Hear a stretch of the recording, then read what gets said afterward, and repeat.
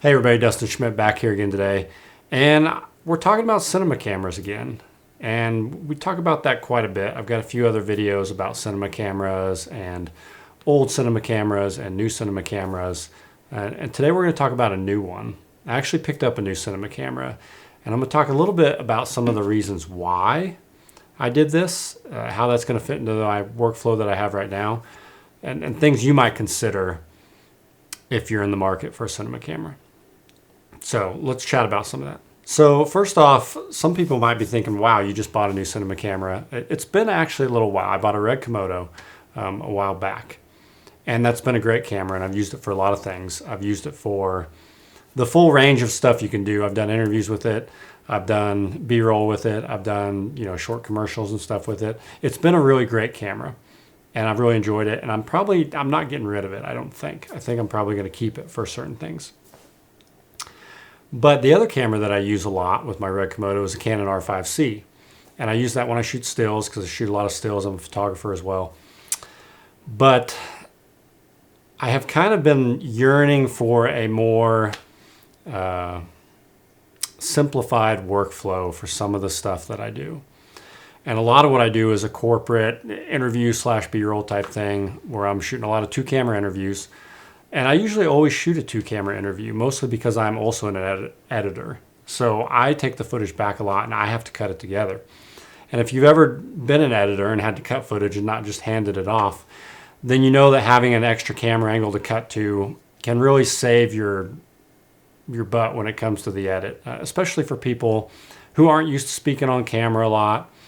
You need to cut out a lot of ums and ahs and just make them sound really good and finish thoughts and sentences. And sometimes it's just necessary to get to a more concise edit. You might interview somebody for 30 minutes and you need a 3-minute cut. So you really have to pick and choose the little bits and pieces that you need. And being able to cut to a second angle makes that really convenient and sometimes absolutely necessary. And I've been doing that. I've been doing that with my Komodo and my R5C. And it's been working pretty well. And the picture matches pretty well and all that kind of stuff. There's some things I don't like about the Komodo in terms of it not having autofocus. People have been dealing with that for years, way before we ever had cameras with autofocus. So not that big of a deal. But it's really the full workflow of someone who is a one-man band operator at times, who also edits and does all that. It's not just about your cinema camera. It's really not. It's about the entire workflow from A to B, from capturing footage till the time that you deliver a final spot to a client. There's a lot of ways to pick up efficiencies across that. And if you're the type of person who only shoots, who's only a DP or cinematographer, and all you're worried about is how good the image looks, and then you just hand it off and you never see it again, kudos to you. I'm glad that's working out. But if you're an editor, then you understand what I'm talking about. So all that to say, what did I do? What did I go out and do? I picked up a Canon C500 Mark II. And that's the camera you're seeing here. And this is the R5C. So why did I pick up a C500 Mark II? Let's talk about that a little bit. The C500 Mark II has been out about 4 years now. It's been out a while. And in certain circles, I think it's a camera that didn't really catch on like maybe some of the Sony stuff did.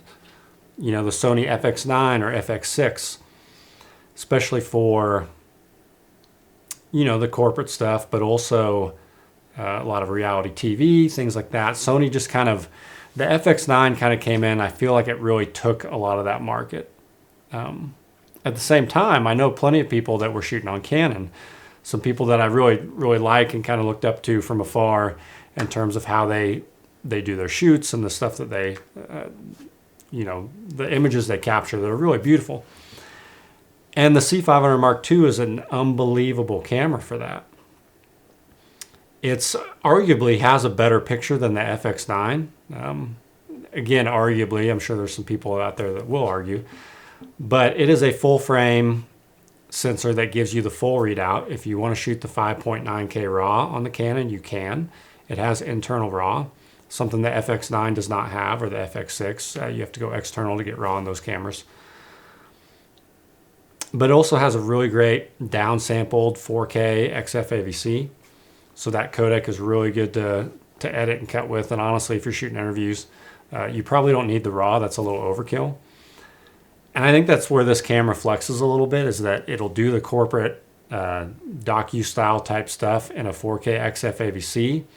And if you want to shoot something that's more 30-second scripted commercial type, and you want 5.9K RAW, then you can shoot that. And the thing that kind of swayed me lately to pick up the C500 Mark II, one is compatibility with my R5C. So that I've got the same Canon image out of both cameras, the same 4K XFAVC. They're both full frame cameras that can go Super 35 or full frame. So I've got a variety of full frame lenses. I've got a couple Super 35 lenses. That ability to flex between those is really nice. With the push of a button too, to just say, I need some extra reach, let's go Super 35, or I want that shallow depth of field that I can get a little more easily with full frame. So that was kind of a bonus. And the other thing really was the price. So because the C500 Mark II is about 4 years old now at this point, people are selling them more cheaply. You can get a used C500 Mark II for really ridiculous prices. And the reason I picked mine up specifically, I got an unbelievable deal on one. I think it's not to be dismissed when it comes to pricing for a lot of these cameras. If all you wanted to do was get the absolute best image quality, then you'd buy, an Arri Alexa 35 and you'd be done, right? Like you wouldn't need to buy anything else. And you could argue some other cameras too that have Sony Venice, Venice 2, Red Raptor X, all that kind of stuff. I'm just kind of looking at the absolute top of pricing here, which would be the Arri 35, I think. But most people I know don't have that kind of money. I certainly don't. Even Hollywood pictures, they don't, no one's buying those. They're not owner operators. They're renting them for the duration of whatever movie it is that they're shooting. And I know there are some Alexa 35 owner operators, but we're not kind of getting into that. But if you do the type of work that I do, and I think a lot of people on here do, it needs to be something that's kind of affordable, right? And the C500 Mark II, when it started out, was a $16,000 camera. And was probably priced right for the time 4 years ago when that came out. There weren't a whole lot of other options in that price range with the capabilities that this camera could offer. But over the years, that prices went down. I think now you can buy it brand new for $11K, so they cut a good chunk off of that. And like most things, I don't think you should buy anything new for the most part when there's so much good used stuff out there that you can go and get. And so that's what I did. I picked this camera up used. And I think it's important to talk about the price and what I got it for, because that's really relevant to why I bought it. I got this camera for right around $5,000, including tax, which is insane for the quality of what this camera provides to only spend $5K on a camera. And that was a huge reason why I decided to pick it up instead of getting something that might be newer or moving to a different brand or something like that. The Sony Burano is really hot right now. It's a $25,000 camera. 25. So put $20,000 extra dollars in front of the $5,000 that I spent on the C500 Mark II, and now you're at Burano pricing. That's without tax too, so whatever that goes up to. So it was really kind of too good of a deal to pass up, and the reason why it came about was that Borrow Lenses merged with Lens Rentals. If you're familiar with those two online rental companies, Borrow Lenses was getting rid of some of their inventory in preparation for that merger, and they were selling a couple C500s. I got in at the right time and picked it up. I was not really trying to buy one. It was kind of the back of my head. I was making the Komodo and the R5C work, but it was just kind of time. So,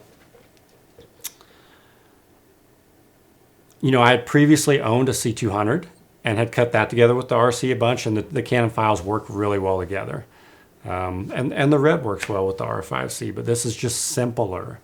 So the thing with the red is that I could always get them to match, but the workflow was a little clunkier, took a little more work in post, and I would usually spend a day, setting up files and footage and getting all that stuff ready before I jump into editing.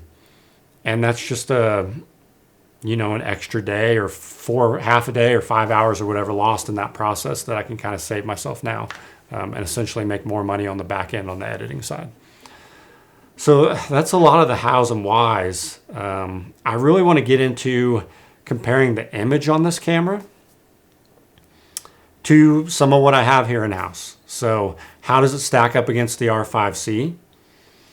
The R5C has a lot of options there. It's got a Super 35 6K RAW. It's got an 8K RAW. I'd like to compare those codecs against the 5.9K on the C500 Mark II.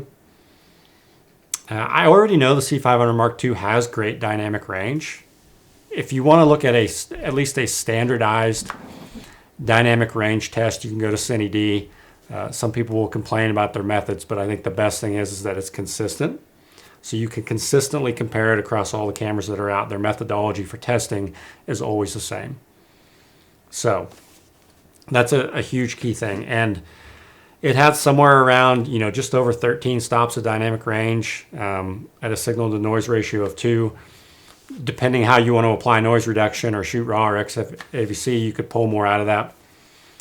So plenty of dynamic range to work with. The full frame sensor it actually has the 2 lens mounts on it as well. It's got an EF and a PL. I wish it had an RF lens mount. I really do. And if you're watching this video at the time it came out, this is in March of 2024. We are pre-NAB. I do not yet know what's going to come out at NAB. They might very well release a C500 style camera with an RF mount.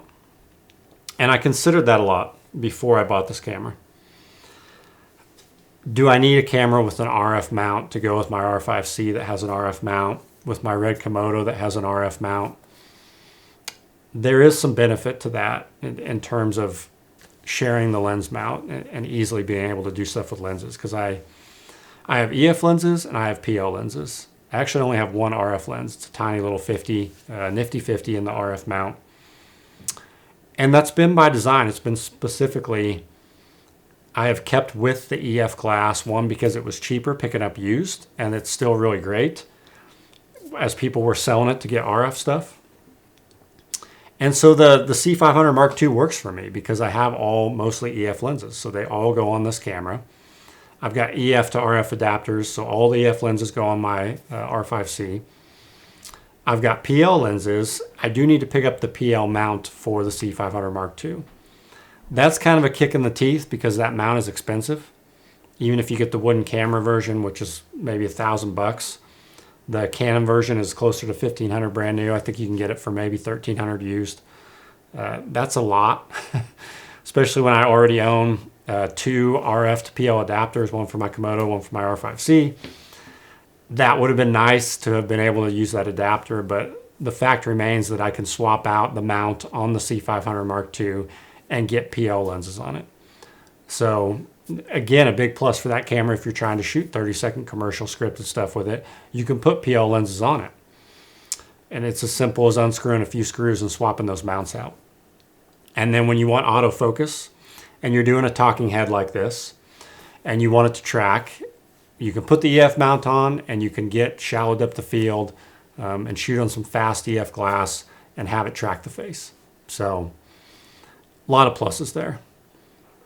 Talking about the C500 Mark II's image, great dynamic range, like I said. And I've seen some really good stuff shot on it. And so I want to highlight some of that. Somebody who a while back when I was shooting on older Canon stuff that I really kind of liked some of his work and was introduced to it by New Shooter and some other stuff, was a docu shooter named Jeff Hutchins. He shot some really interesting stuff, I thought, with the C500 Mark II, and before that with the C300 Mark II, that really had texture and grit to it and didn't feel clean and corporate-y. And so you can get your Canon image there. It can feel filmic. There's things you can do to, I think, push things that way. And so that complaint of like whether something feels filmic and why a lot of people like Red or the Venice or Arri or whatever, I think you can get there with these cameras if you know how and you spend enough time. And then recently on the C500 Mark II, he shot a Bernie Madoff thing for Netflix. The name's escaping me right now. I'll put it up on wherever we can cut some footage. And that was all shot anamorphic on the C500 Mark II and is crazy interesting. And would not have nearly guessed it would have been a C500 Mark II for that. So that kind of swayed me as well. Something else I thought was really interesting as I was watching a lot of, catching back up on C500 Mark II videos and watching everything that's out there on the web. Watched one, digging down in the comments, seeing what people think. And again, somebody who I've kind of admired from afar, at least appreciate their opinion on things, is Phil Holland, who shoots primarily Red and is known for that. I guess he shoots all kinds of formats, but kind of known as a Red guy. Down there in the little comments, just a quick offhand note of just, hey, the C500 Mark II is a beast of a camera, right? So the props are there in terms of like this camera. Matt Porwall's another one, more of a documentary kind of guy, but had switched over from numerous Canon cameras over the years to now the C500 Mark II. That's really ticking all the boxes for him. And so I knew it would do for me what I needed it to do for my work, which is not nearly as complicated as any of those guys I previously mentioned. So my goal would be to keep this camera for still many years to come, up to the point where, are we trying to move past a 6K raw image? Do you need that for your clients? And I think unless you're shooting, again, Hollywood style stuff or special certain things, I don't think we're going to get there anytime soon. So I think this 2-camera kit of the C500 II and R5C can really kind of take me through the next several years of a corporate docu style of shoots. And then when I need something else, I've got my Red Komodo if people really want that to shoot, that different style of stuff. And I'm actually have a shoot coming up next week, a 30-second commercial type thing that I'm not taking the C500 II on, I'm taking the Komodo. So it's more geared for that type of shoot. And I'll probably talk about that after it's done. Ergonomic wise, some of the stuff that I really like about this camera, it's got that body style I like that I used to have with my C200 that I sold a few months back. Everything's built in. It's got a built-in handle. It's got the built-in XLRs. It's got a built-in monitor that's more than usable to monitor from. It's got face tracking. It's got touch to focus. It's got good power consumption. Really, it's a little more power hungry, definitely than the C200 and the C300 Mark III. It sucks a little more juice, but I've got plenty of batteries to go through for that. I'm going to pick up a little V-mount adapter plate to go on the back, so that I can hot swap, in between the BP batteries and the V-mount. You just run that into its 4-pin power port, and then you can do a hot swap. So that's pretty cool. And I'm just everything's there. It's got SDI out. It's got HDMI out. It's got time code. All things that I use. Another benefit that I like of the R5C, it's got time code. So right now, this whole thing is synced up with time code. I've got some Tentacle sync boxes that I use, and I'm going to be able to take this into post. Again, post, very important. If you do post, and I can take it into post and cut between my A and B camera easily, and everything's just synced up, right? So there's that. There is some custom little things that I'll do to my C500 Mark II. You can take it right out of the box, hook it up with all the stuff Canon gives you, and it's good to go. It's you don't need anything else to go out and shoot with it. Besides media and stuff like that. Oh, that's another thing that I didn't talk about is the media. The R5C and the C500 Mark II share the same media. They both use CF Express Type B and also have SD card slots. Something that I did not have with the original Komodo. I still have CFast 2.0 for that. Some might say upgrade to the Komodo X. Again, that's, you know, $10,000 to get that camera, to get that same media. So now for half that price, I've got matching media. So again, makes it easier when you're going out. The same card readers, same media that switches between stuff. It just simplifies that workflow a little bit. So yeah. So that's my not so quick deep dive into the C5R Mark II and why it was the right camera for me right now, and probably for a few years here to come. Be talking a lot more about this camera coming up. I'll do probably a rigging video. Probably be similar to some of the other videos I've rigged. I had an old C300 Mark III video. It's the exact same body style. So probably going to be just about the same rigging. I may still do a video on it because there's probably a couple new little pieces that I've picked up that might make that a little easier or different. So I'll probably show that. Probably a video coming up after the image. I think a lot. I've not seen this test done yet, but comparing the C500 Mark II directly to the R5C, and then as well comparing the C500 Mark II directly to the Komodo. And that's the one that really interests me. Because if it can do 95% or 90% of what the Komodo does, and still gives me all the other benefits that I don't get out of the Komodo, I may be selling my Komodo. Or I might be very surprised and find out that they're two very different beasts, and I'll be hanging on to both. So anyway, I hope you enjoyed this quick, well, not so quick, dive into just the thought process behind picking up a new cinema camera, specifically this one that made sense for me. And yeah, we'll see you next time.